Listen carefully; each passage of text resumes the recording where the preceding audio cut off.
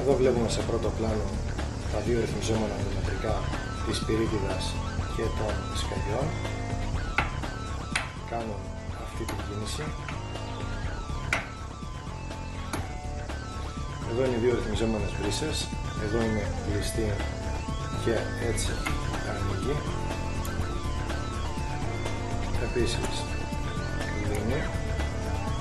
Βλέπουμε τα δύο σταθερού όγκου ογκομετρικά, διότι εξομοιώνουν και απαλήφουν τη στατική πίεση, ώστε να υπάρχει σταθερός όγκος μέσα στις μπουκάλες, ώστε η στατική πίεση να είναι πάντα ίδια. Και τέλος βλέπουμε τον πύρο, τον ατσάλινο πύρο ανοξίδωτο, ώστε να μας βολεύει για να πατάμε τους συγκεντρωτήρες αφού έχουμε γεμίσει πυρίτιδα. Εδώ βλέπουμε το στάδιο κατεβάσματος.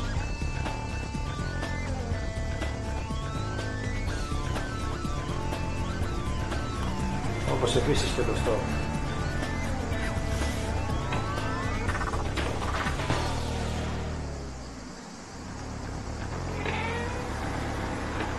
Τώρα λοιπόν θα ανοίξουμε τις βρύσες ώστε να κατεβούν και να γεμίσουν εσωτερικά τα υλικά, τα ογκομετρικά μας.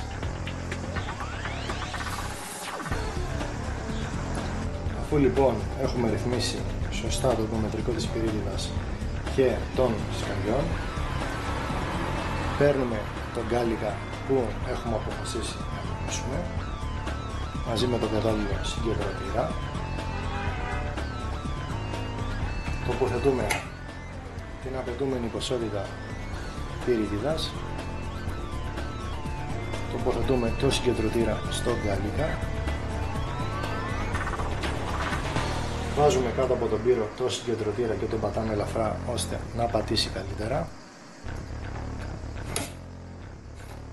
Τοποθετούμε τα σκάγια και πλέον έχουμε έτοιμο τον γκάλικα μας.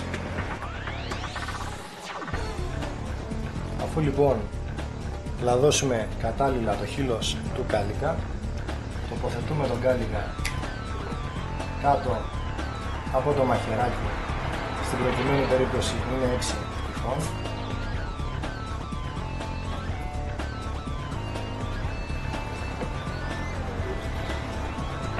Χαράζουμε τον γκάλικα που είναι ήδη λαδωμένος ώστε να χαράζεται καλύτερα και πιο εύκολα. Ανάβουμε το μοτέρ, τοποθετούμε τον γκάλικα εκεί που πρέπει.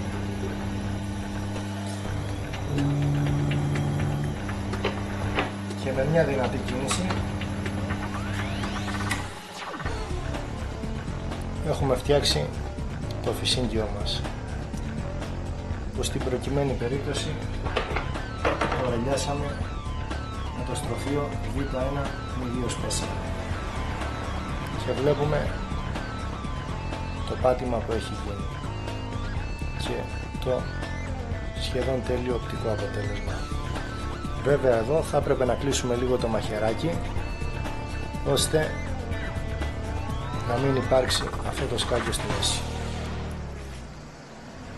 Αφού λοιπόν έχουμε λαδώσει κατάλληλα το χείλος του γκάλικα, τον τοποθετούμε κάτω από το μαχαιράκι 6 τυχών, τον χαράζουμε,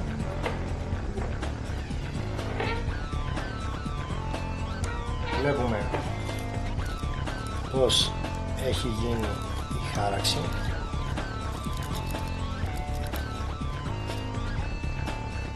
Ανάβουμε το μοτέρ,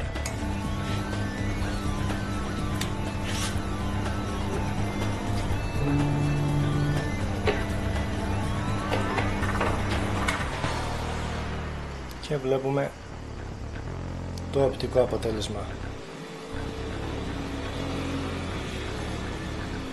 Όπως βλέπουμε, με μία απλή ρύθμιση στο μαχαιράκι πετύχαμε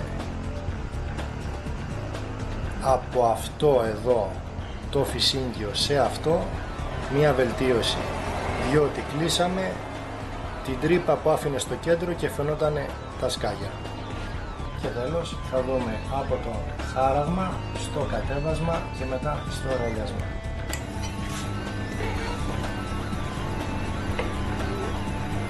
Αλλάζουμε λοιπόν τον γκάλιγα.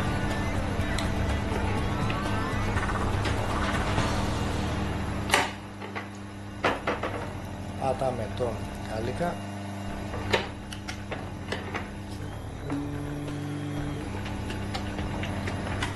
Και ρελιάζουμε τον γκάλιγα. Και βλέπουμε το τέλειο αποτέλεσμα ή σχεδόν τέλειο.